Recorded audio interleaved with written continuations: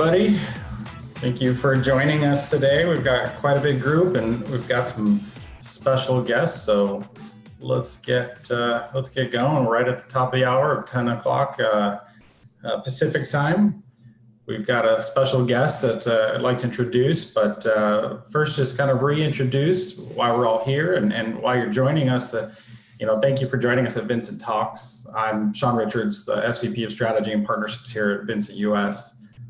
For those that are new, Vincit Talks is a monthly event to discuss various topics about what's happening in tech development. We talk about user experience design, business strategies.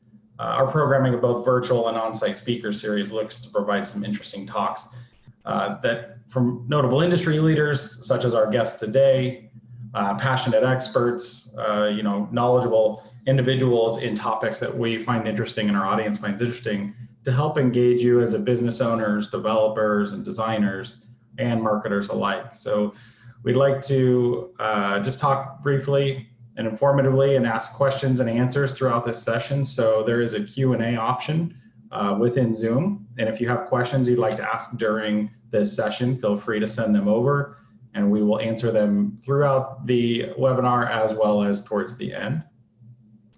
We have a really exciting topic today. So I'm personal favorite of mine and projects that I've enjoyed working on in the past is in virtual and augmented reality. And we have a special guest speaker that is a professional in this space. And we're really looking forward to the conversation we can have and understand the virtual and augmented reality space in today's sales and marketing strategy. So without further ado, I'd like to introduce David Gohl. He's the CEO and founder of Outer Realm. It's a technology company based in Los Angeles. They help companies fully realize the projects and products virtually before they can go to market or after they've been built with immersive AR and VR technologies. He's an entrepreneur with a background in architecture and design and a deep expertise in the real estate sector, so he'll speak about that today.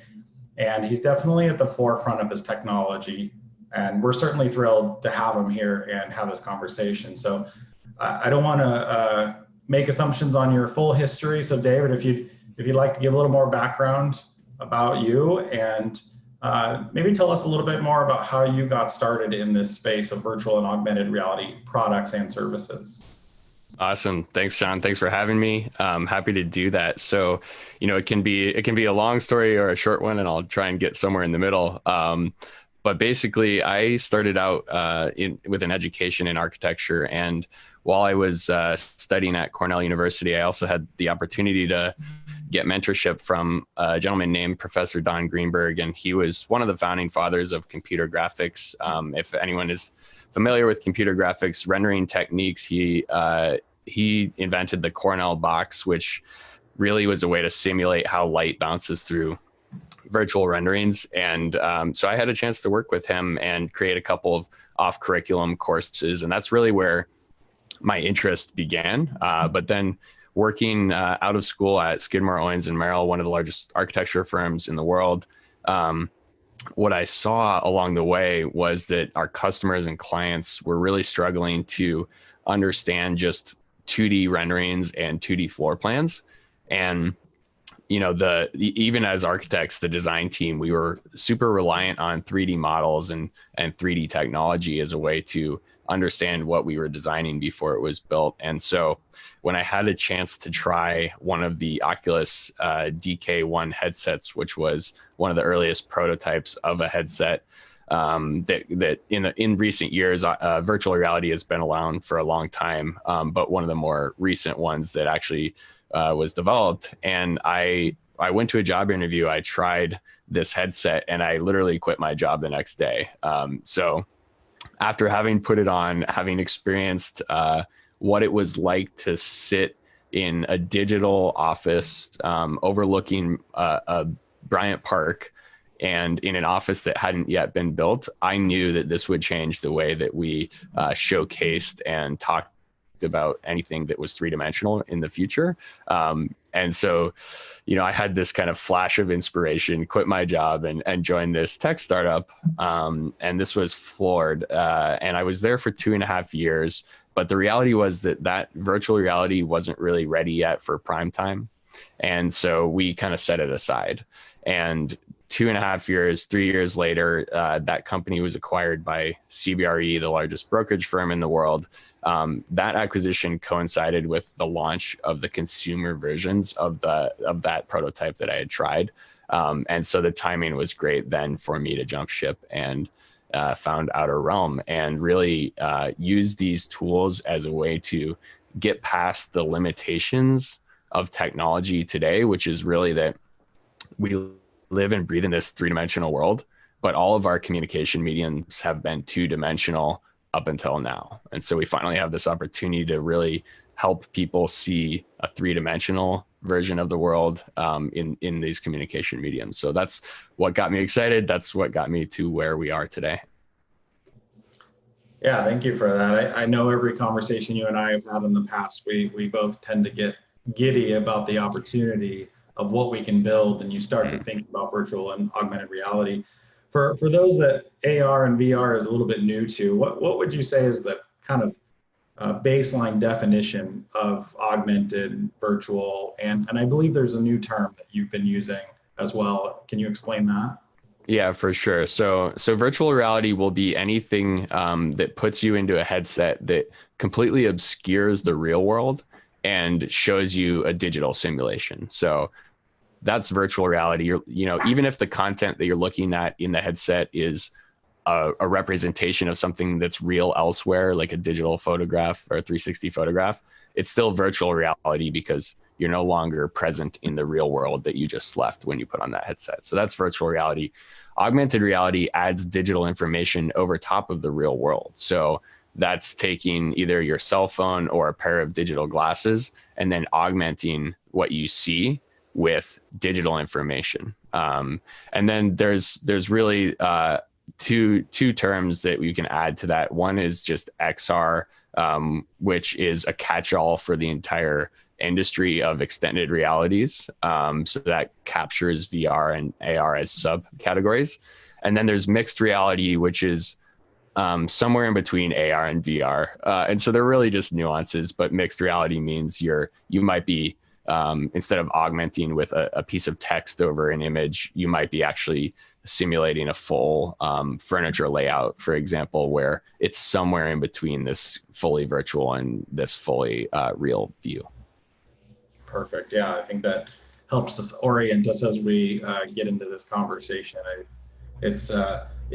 I hate calling it an emerging technology because, as you stated, it's been around for a while, but I believe from a consumer standpoint, it's really emerging to become more of a household experience now than it ever has. And now at the same time, businesses are learning to ultimately adopt virtual reality as a sales tool. And that's definitely a topic we want to dig in today, is how can companies start to think about virtual and augmented reality as a sales strategy and a tool that they can leverage for growth. So, what I'd like to understand from you on this particular area is a sense of the timeline of AR and VR. I mean, just briefly, when did you observe its real breaking point, in the growth and the innovation of the space? And then ultimately, where do you see the next innovation to actually be based on the experiences that you deal with day to day? Yeah, for sure. So I'd say virtual reality in the form that we currently know it, which is, something that's capable of essentially simulating a full environment at relatively high quality visuals in a way that's not indistinguishable from reality, but pretty close, convincing. And one of the thresholds that we defined as convincing was when some of our customers would take these physical controllers that you hold during the virtual reality experience and then try and set them down on a virtual countertop. So that's pretty convincing when someone thinks that something's real when it doesn't exist. So that virtual reality has been around for about 3 to 4 years. And even just this last week, Facebook announced the Oculus Quest 2. That's a a headset that's fully mobile, meaning it's not tied to a computer, and it can run very high quality visuals. So we are now, at least 2 generations from where that first consumer launch was, and at a point where it's a low price point, it's easy to use, and I think capable of running pretty much any experience that you would want to run. So virtual reality has come a long way in the last 3 years. On augmented reality, we have to split it into 2 categories.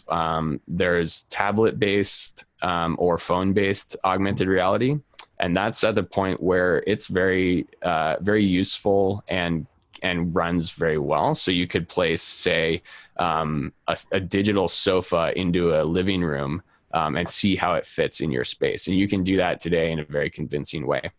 The other part of augmented reality is this glasses-based solution where you put on a pair of glasses and you see these digital objects overlaid. Those are at their first generation, where they work and they're convincing, but they're still a higher price point. They're a little bit cumbersome to use, and so we're not really at a place where I can see that as widespread use. It's more early adopters and experimental users on the augmented reality glasses side of things. Yeah, that's very interesting. And I'm surprised you said it was setting a controller down on a table and not walking into a wall, which I think is a lot of people's big fear when it comes to. They've got pretty good what they call guardian systems at this point, and so it's a digital grid that pops up when you're about to run into a physical wall. So the safety factor is there, and that's pretty easy to set up at this point. It used to take a while to kind of calibrate. Now it's very easy. So yeah, and then in terms of, you asked about what's coming next and what the future is, I think on virtual reality side, we're still not quite at the what I'd call the iPhone moment, where it's this tipping point where everyone is going to own and buy one. I think the Oculus Quest 2 will sell a lot of units. I think it'll be very convincing in the business world and then in the enthusiast world. But I still think that we're a generation or two away from an iPhone moment in virtual reality, where there are enough uses that people start to get FOMO and want to own it because all of their friends have it. I think we're still a little bit away from that. And then on the augmented reality side, we're still a couple of years, maybe 1 or 2 years away from Facebook or Apple launching their glasses products. And those are likely to be more heads-up displays where you can, again, display a text message or the weather in your glasses, but not necessarily have a super powerful digital experience. The end goal, I think, ultimately, and this is really hard to pin down, let's call it 5 to 10 to 15 year horizon, is where a pair of glasses that you would be proud to wear that look like normal glasses are capable of both high quality virtual reality and high quality augmented reality experiences all in one device. So that's the ultimate goal, and where everyone in the industry knows that it's going, but has a hard time putting their finger on how long it will take. Yeah, or certainly maybe even the holy grail is contact lenses, where you can't even tell you're wearing that device. Yeah, that's really interesting. And, it really is great to see so many large companies that are investing in these areas like Apple and Facebook. And there's unlimited kind of R&D resources to make sure that this technology progresses. And then it's up to companies like yourself and ours and others like us to figure out the applications of this technology and make sure that we can drive the demand and the pricing for an affordability. But, I wanted to ask the question around the application of augmented and virtual reality. So from my conversations with many people, a lot of people often associate VR with gaming, right? It's a big space. Gaming is a big space in general, but VR has really kind of immersed itself into that.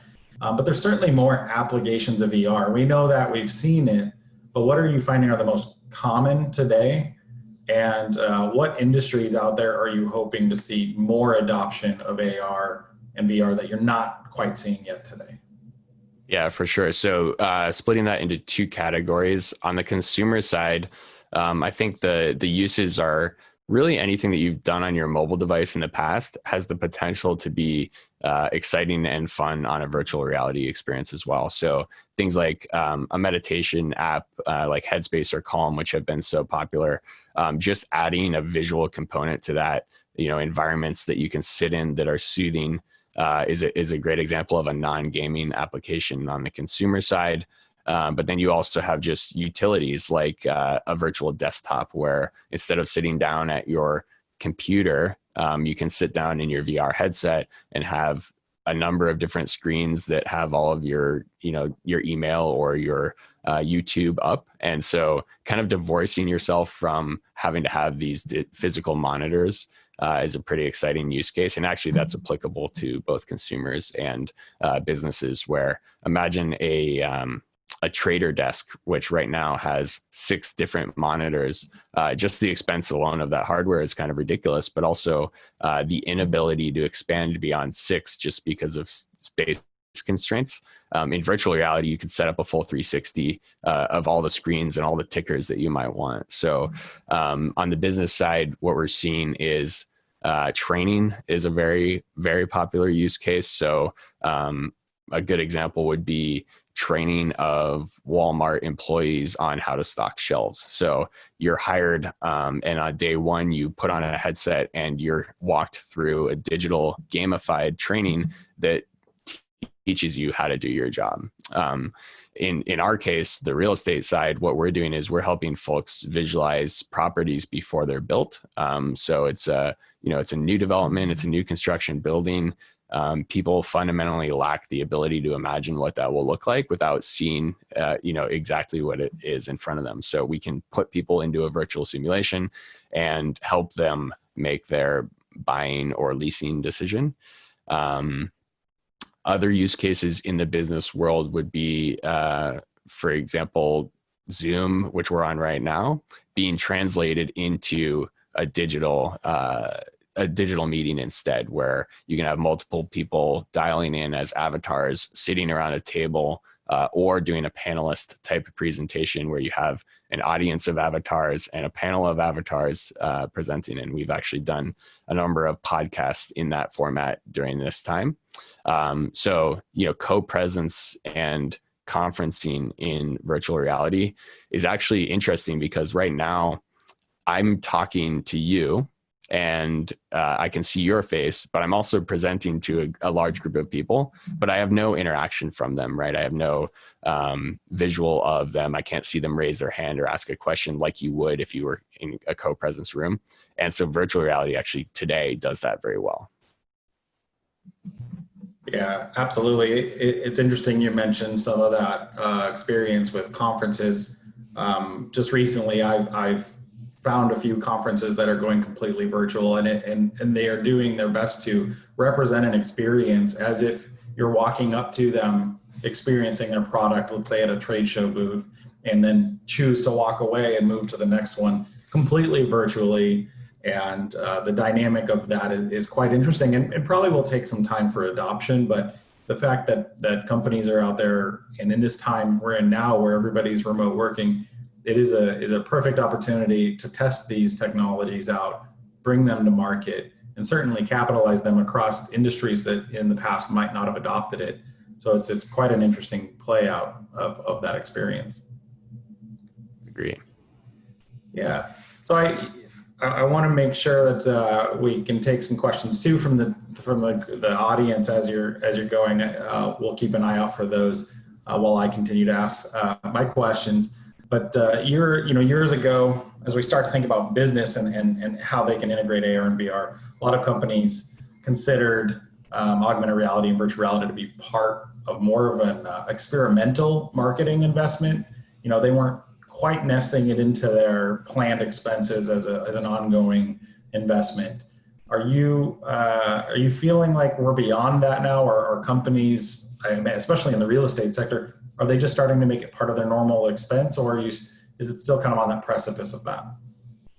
Yeah, so the real estate industry is self-described as slow to adapt or adopt, but the folks that have, what they've done is, and what's important for anyone who's looking to adopt VR or AR, is make sure that you're actually looking at it as a rigorous kind of test, right? And so with a number of folks, I'll just use one as an example, Convene, which is a conferencing center and also a workplace center. So kind of like a mix of WeWork and a meeting center.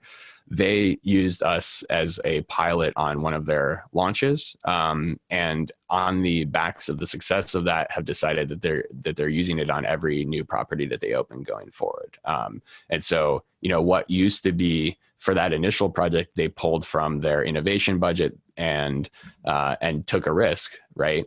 And at this point, every new project has a line item that says, outer realm experience. And I'd say that's true for a number of our customers, where we start with a pilot, they measure the success of it, and then they add it to their budget going forward. And it doesn't necessarily have to be an add to a budget. It could be replacing something that you've done in the past. So, I've interviewed customers where they say, I used to spend anywhere from $50,000 to $100,000 on print advertising.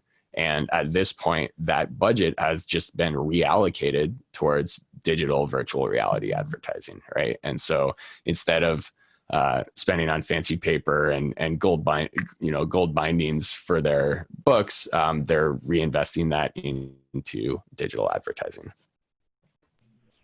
Yeah, that's really great to hear. Are you finding that the affordability of these companies taking on this as a marketing and sales support tool, is the affordability really getting to a point where, it's not just the big players in the market, but small to medium businesses can take advantage of this as well? Yeah, for sure. So the first couple of years, it definitely was on the creator side, on our side. It took a lot of effort and expense to get to a convincing virtual reality or augmented reality experience, and you had to pass those costs on to the customer. But with tools like Unreal Engine and Unity, which are big game engines that make developing these types of experiences possible, getting better and better and spending more, investing more resources into making the development of this easier. It really does drive down the price over time. And so we're seeing the adoption for sure from some of the smaller players that previously had said, this is outside of our budget. A question from one of our attendees, Joseph, is how do you determine pricing for your experiences, and is it a service? Yeah, so on the real estate side, we've been doing this for long enough that we price by the square foot, and that's because we have enough data about the effort that it takes us to do the digitization of those properties by project type. So we price by the square foot, and that's different for commercial office space. This virtual background is a commercial office space that's digital that we just finished for a customer, and it's a different price for residential, different price for exteriors, and that sort of thing. It is a service that creates the digital marketing. And then it's a software that delivers it. So we have a platform that delivers it. That's the software component, and the service is the creation of the 3D assets. Great. Yeah, I appreciate that insight. When you're talking to your customers and you finish these products and you're instructing them essentially how to measure whether this is successful for them or not, what are you finding is the common way in which most companies you work with are measuring the success of this investment? Yeah, so I think it's really conversion in the case of our real estate customers. So whether they're selling or leasing product, and that's ultimately what you have to look at. And it is challenging to A/B test the real world, especially real estate transactions. It's difficult to say, this space would not have leased if we didn't have this digital content. But you can say, this space did lease, it leased quickly. And we believe, based on just the meetings and the conversations that we had and the engagement that we had with the tenant on the digital content, that this was a useful part of the process. So it is a challenge to, again, A/B test the real world, but you have to look at it in terms of the success that you're seeing. Makes a lot of sense. One question before, and I believe you have a demo you'd like to show our audience. I think we're about halfway through the hour, and it'd be a good time for that. But before we jump into that, when thinking about the inclusion of AR and VR as a sales strategy, as a tool for salespeople, as you're talking about, what are some of the successful examples you have delivered and or observed? You mentioned Convene, but are there some other, maybe even non-real estate companies that you've also seen success with? Yeah, and so I can actually pair that with the visuals on the demo, but basically the, the sales process, regardless of the industry, is very similar, which is that you have a sales funnel and you have to capture interest at the top of the funnel, which is generate interested leads. And then you have to meet with those leads and show them more information and answer their questions. And then you have to negotiate with them to close the deal, right? So regardless of the industry, that's the process. And even if that's all happening online through a website where someone's entering a credit card, you're still walking them through that decision-making process. And so we just help you do that in a better way by providing better content. And when I say better content, it's pretty well researched, for example, that and a downloadable PDF is the least preferred format by today's standards, and a video fly through or an interactive tour is the most preferred. And that's just done, based on industry surveys.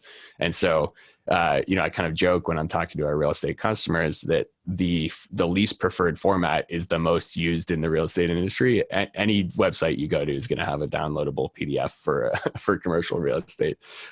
So we're really just helping them adapt to the times. Of course, the consumer industry moves more quickly. We're all on our cell phones all day long. We see 4,000 to 6,000 images a day. I'd say on average, if anyone pulls out their cell phone and looks at their screen time, that they're probably on it 4 to 6 hours a day. And so to have formats and content that really thrive in that ecosystem is what we help people do. Yeah, that makes a lot of sense. And the more I think about it, as in any technology or any marketing, convenience and then confidence are the two really important critical factors. And in understanding someone who invests in a virtual experience, the confidence that it represents true to life reality of what that product or that service could be, I imagine is an extremely important part of your business. Yeah, absolutely. So it's definitely about certainty. I think that's a great word, or uncertainty, right? So having a virtual representation of something that shows you exactly what it's going to look like gives you certainty and therefore removes doubt, which lets you move forward with the sales process.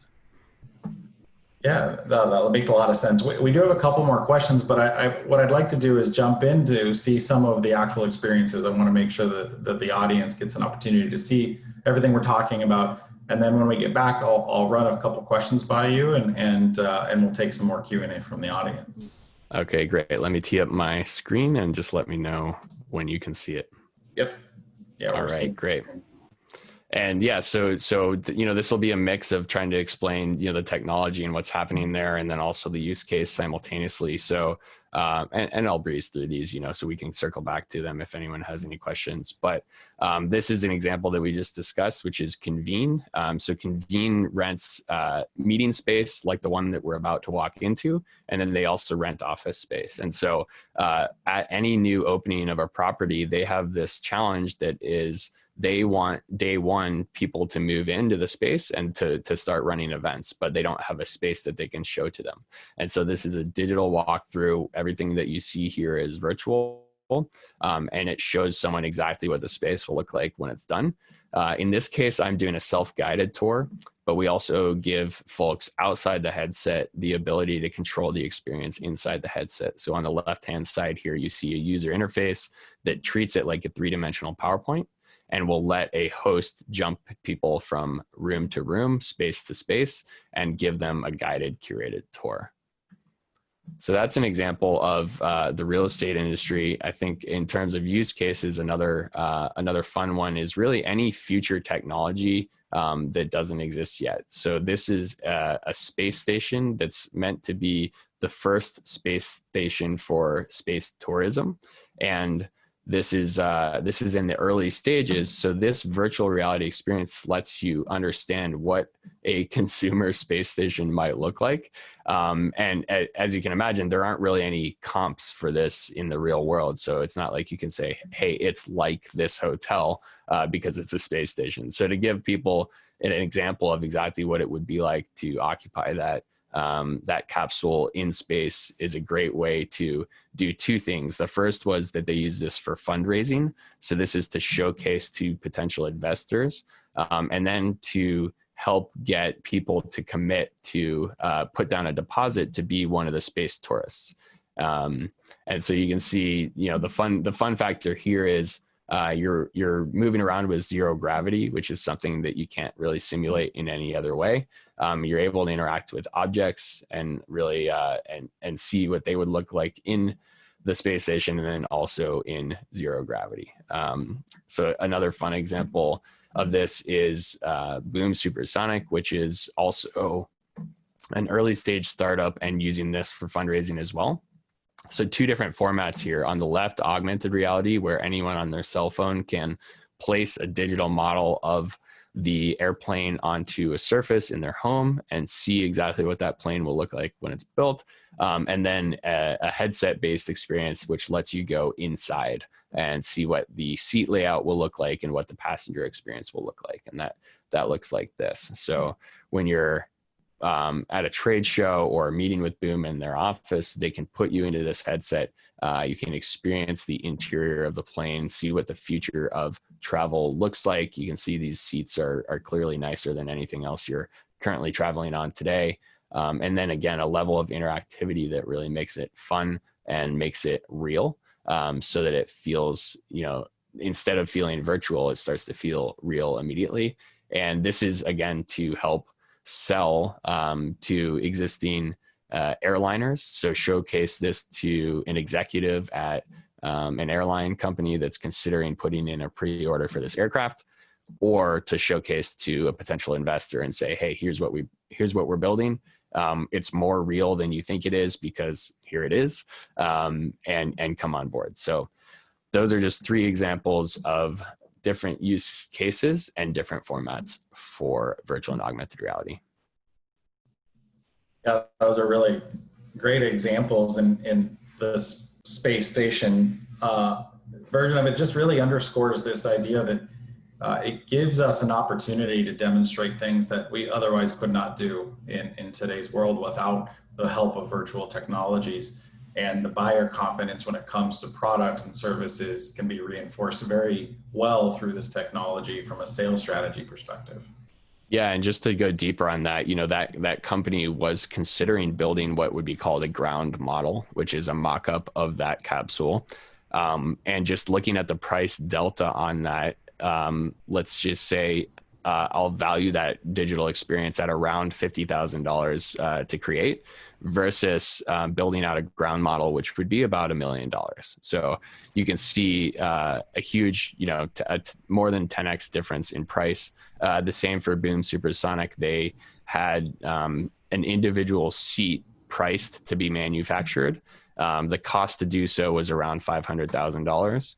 And, we built that virtual reality experience again for a tenth of that price. And then add to that the benefit that when it's digital, you can iterate on it. So they have gone through more than 5 iterations of that digital seat with us. Whereas if you built that, physically, and then you wanted to iterate on it, it's going to cost the same amount every time that you do it. So massive savings on iteration and improving your design over time. I mean, it's a 10-year horizon to develop that aircraft. And so you don't want to have to reinvent it every time physically. Yeah, no, that's quite an interesting example, and appreciate the insight into kind of the cost perspective as well. I think a lot of the attendees are very interested in that. I do have a couple of questions, but I'd like to, before we get to those, I'd like to talk about the production of VR and AR as a solution. What does it take to build these things? How do you on the creator side build them? But then how do you embed that into an existing experience like a website or a mobile app? So a few of the questions that I'd like to discuss is, what kind of time does it take to produce a VR product on average? So, take one of the ones that you demonstrated as an example. How long does that take? Yep. So a digital space typically takes anywhere from 4 to 12 weeks to create. And so that really does depend on the scope and scale. But for example, Boom Supersonic, which we just showed, the first iteration of that was just a 4-week process to create. And that was, that's important because, again, if they had gone with the route of building out a physical model, it probably would have been a 6-month process. And not only would it have taken that long, but they actually had a VIP event coming up in 1 month. And so, they would not have had any experience for their VIP event. That VIP event was where they raised their Series A. And so to have this digital experience and actually successfully raise that series based on having it is transformational for a company like that. So the timing, 4 to 12 weeks for a typical project. And what goes into it, you have to build the digital environment out. So there's a 3D modeling expertise that any company that you work with has to have.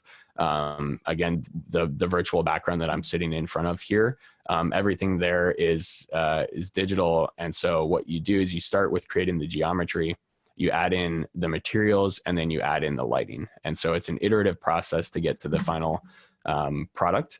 And then on top of that, you have the development work that's typically around the interactions. So what you want a customer to experience when they're in the headset, whether it's user interface that they have to interact with, or buttons they have to push, or if they're just walking around. So typically you would separate that into a separate, what we call sprint.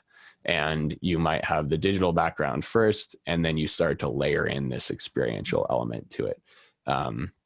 And so when you work, Sean, when you and I have worked together in the past, what we do is we'll deliver versions of it and get feedback along the way, so that when we get to the final product, you've already given us all of your comments on the visuals, and now we're just iterating on the experience of it, for example. So that's typically the last thing that you do. And then in terms of delivery, the headset-based experiences are delivered through either Oculus Home or Steam VR Home. And then we also typically produce a web-based version of that experience that can be more broadly consumed by people that don't have a headset. And that's where, partnering with someone like Vincit to embed that into a website or to build it around a digital experience is super valuable, and making sure that it's seamlessly integrated with, the rest of the product.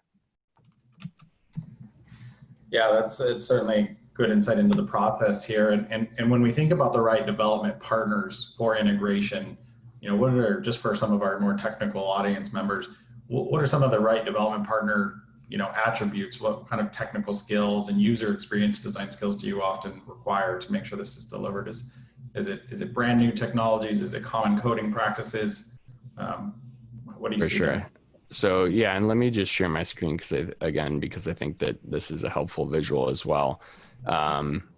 This particular one was not done in partnership with you guys, but it's certainly a good example. So the Boom Supersonic experience that we created in a headset, they also wanted to have an experience on their website. So this is their website. XB1 is their demonstrator aircraft that they're rolling out in the next couple of weeks, and they wanted to embed this into the website. So XB1 is this particular page. They have the rollout, and this is all something that a web developer creates, and not ourselves. So we don't create any of this interaction. And when you click on it, basically what it's going to do is it's going to load up a 3D model. Hopefully it may take a little longer than we have here on the screen. And then it also relates it to a number of images that are uploaded and updated. As you can see, the last update was made just recently. And so to interact with this 3D model and then also see updates that are made to the website, that's more complex development work that, partnering with someone like you guys would be really valuable on. Yeah, thank you for that. And I also want to stress too that while we think about virtual reality and augmented reality, it extends beyond the tech and innovation world, or the new product to market innovation world. There's examples of this that we can see in today's market, where someone has as simple as a product, maybe it's a handheld product, a bicycle or a phone, and can leverage technologies like augmented reality to actually get a better sense of scale, size, and whether it might fit, as you mentioned earlier in the talks, about whether it fits in their home or fits in in the space that they're looking to put that product. And when we talk about those development skills, do you believe that that the majority of the developers out there and the programmers, that the jumping into this industry, programming for this kind of technology, is it a large barrier to entry, or is this something that someone with some skills and technology knowledge could get into? Yeah, so I think anyone with the skills can certainly get into it. So now that this is loaded, you can see, and I can talk about it a little more intelligently. So this 3D experience that you see here that I can interact with, this is just embedded with what's called an iframe, and that's an HTML toolkit, and then it actually talks to the page using an API that lets it load. So when I'm looking at the center inlet here or the wings, it's actually loading images that are relevant to that 3D view outside of the iframe. So, that's an integration that, certainly wouldn't be possible with a typical web builder, an off-the-shelf web builder, but that someone like yourselves would be more than capable of doing. And it makes for a really seamless integrated experience to have this mix of 3D, which is, what captures someone's attention and keeps them on your site longer or engages them more in your product, but then have it paired with this 2D information that's, still really valuable and tells a bit more of the story. So you always want to be thinking, the 3D component is just a part of it. And you also want to be telling a story. That's still ultimately the most important part, is that you explain something about your product or whatever you're trying to showcase. So to use the example that you just mentioned, like one with a consumer product, like a bicycle example, you might have a website where you go to the product listing, you browse some 2D images of the bicycle, and then you have a button that says view in 3D, and that's going to pop open an augmented reality window. It's going to prompt you to scan the room around you and find the floor. And then it's going to drop a full scale version of that bicycle on the floor right in front of you. So you can now go from this kind of abstract to experience to actually standing in front of the bike as if you were in that store. And again, that is, if you were in a real bike store, you might only have one version of that bike with, a black frame, for example. But if it's digital, you can now start to toggle through all the different frame colors that are available, and that happens instantly, but it's still sitting there in front of you as if it really exists. So that's kind of the power of having this versus just, a retail experience, for example. Yeah, that's an absolutely great point.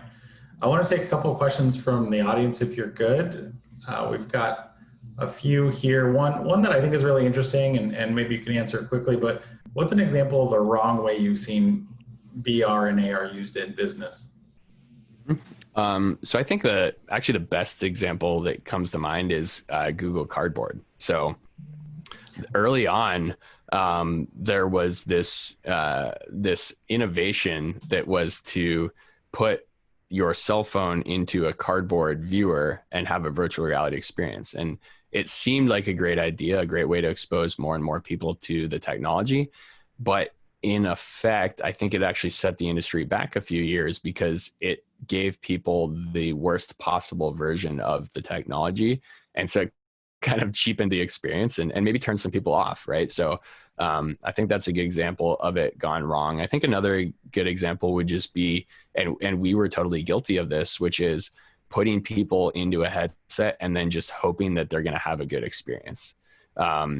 It's really something where, whether you have a host like we do now, where someone outside the headset actually controls the experience of someone inside the headset, or you don't, if you don't, then you have to give them, a really thorough kind of tutorial and help them be introduced to your experience. So yeah, I think not just hoping that people have a good experience, but actually making sure that they do. Yeah, that certainly the customer experience mindset when it comes to your strategy on implementing AR and VR through your business.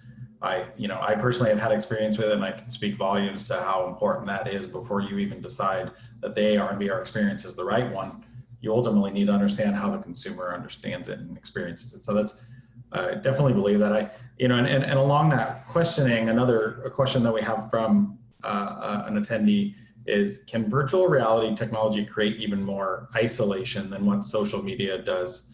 And if so, are there kinds of support systems that allow someone to not be fully consumed by the technology? So, is it easy to get immersed into it?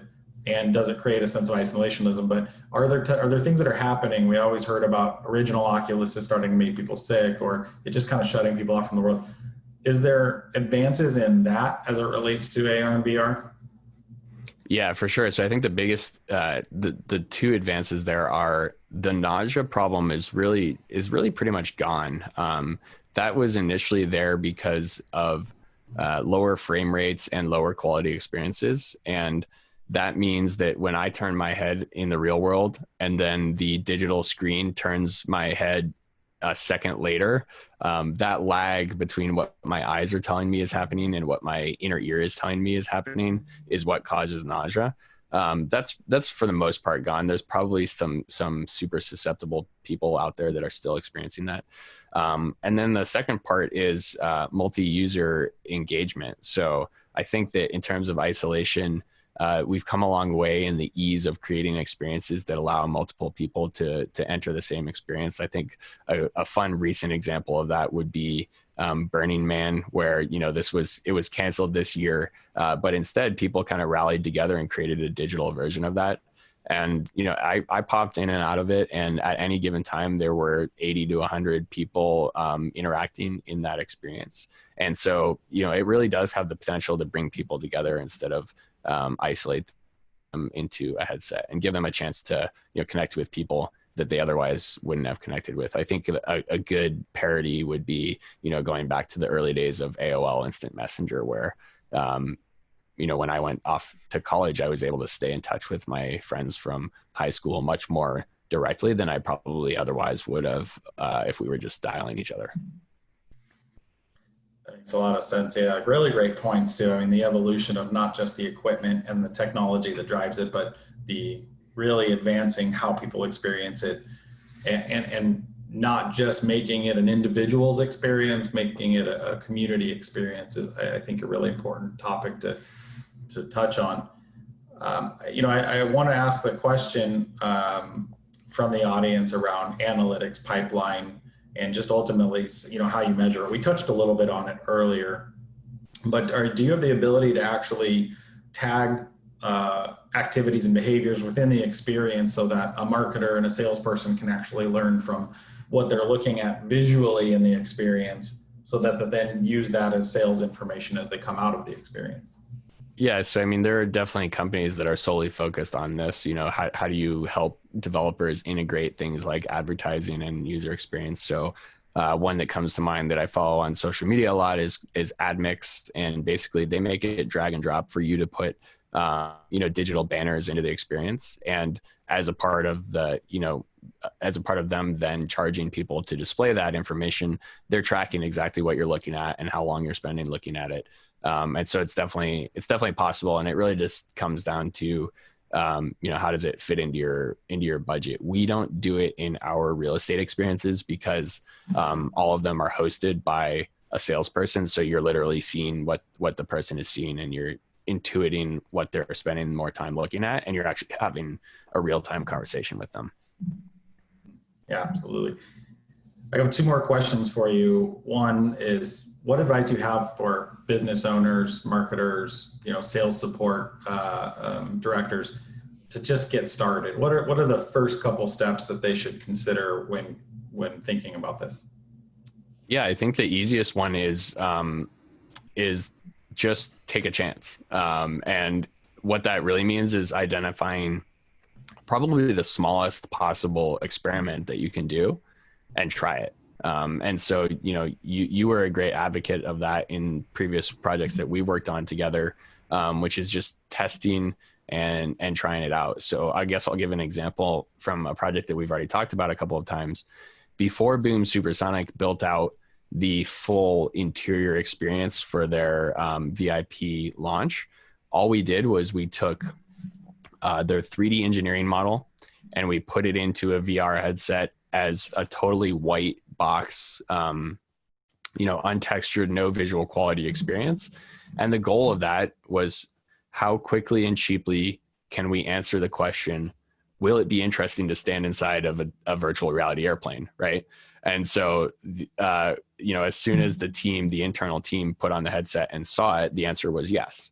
And so we were able to just answer that very, very quickly. And then the next step of that was, how effective is this in communicating our vision to airline executives? And we answered that question at that event when, the executives of Japan Airlines came out of the headset, said that was the coolest thing I've ever done, and then signed a letter of intent the next month, for that project. So after that, it was, okay, what's the next question we need to answer? Can this help our test pilot actually design the layout of the cockpit? And so we did a very quick prototype of that. So I guess the short answer is just test and prototype at the lowest possible cost and know what question you're trying to answer as you do that. Yeah, that's a great answer. Just getting your feet wet, and there's a kind of a layered effect from a financial investment standpoint that you can actually pursue. So you can create an MVP version and test it out, get user experience feedback, and then iterate from there, which is a development model that we certainly adhere to, and it's great to hear that in the virtual reality kind of creator space that's a great approach as well. Yeah. I have one last question for you. I know we've got about 5 minutes left, and is just, what is your dream project? What's something that has been on your mind, you haven't been able to do yet? Maybe it's the industry, or maybe it's just a product, but what is the dream project for you in this space? Yeah. So, harking back to like what our goal and our mission is, it's to help people understand things before they're built, and then therefore make them possible. So I would say my dream project as an avid boater would be to work on a super yacht and, help someone imagine what a $200 million yacht would look like before they build it. And for whatever reason, I can't get a hold of the right folks at the companies that build and design super yachts. So if anyone listening knows someone, let me know. Oh, that sounds really exciting. I'll keep my ears open and eyes open for someone I can send your way. Beautiful. So yeah, we've got a few more questions and we're just running out of time. So I'll make sure to capture these questions, and we'll be sure to get these answers to the team, the individuals that have asked them after this through our meetup page. But in general, I'd love to thank you today for your time and really talking on this topic. It's a passion project, I think, for a lot of people, but the reality is it's becoming a mainstream business opportunity for your company and for many others that are in your space. And as we lean further into these cutting edge technologies and sales solutions, as they become more mainstream, we at Vincit, we're kind of looking forward to continuing partnering with Outer Realm and delivering best in class experiences. So, if anybody watching today, if you're curious if a virtual reality experience can help your business and sales and marketing, feel free to reach out to us here at Vincit through Vincit.com. And David and I and our team will be happy to consult with you on a solution to engage your customers. We will take a phone call and talk through some opportunities. So reach out. As David mentioned, just try something, and I believe you'll see some great experiences and great results from that investment. And as a kind of a wrapping reminder, we do host these monthly talks as a company on vincittalks.com, and our goal is to support our community, our partners such as David and Outer Realm, and our clients to provide the highest quality software and development design solutions. We also include engaging with like amazing talent of development and design business professionals. So we're always looking to make sure that we can get the voice of our customers and our audiences and our employees here to talk about really interesting topics in sessions like this. Our next session is going to be in October. It's with Andrew Cullen, who's the Senior Manager of Digital Marketing at Yamaha Power Sports, as he discusses their successful marketing strategy and the tools that they use to support their expansive dealership network. So be sure to check that out, more information out on vincittalks.com, and follow us on our social channels to get those regular updates from our team. And if you or anyone you know would like to get involved in the future topics and suggestions of speakers, feel free to reach out to our email contacts on Vincit Talks. But David, thank you so much for the conversation today and the answers. And I certainly look forward to working with you more on these projects going forward. Thanks for having me, Sean. Really appreciate it. Always love the topic, love the conversation. So thank you. Awesome. And thanks to our audience members. We'll see you next time.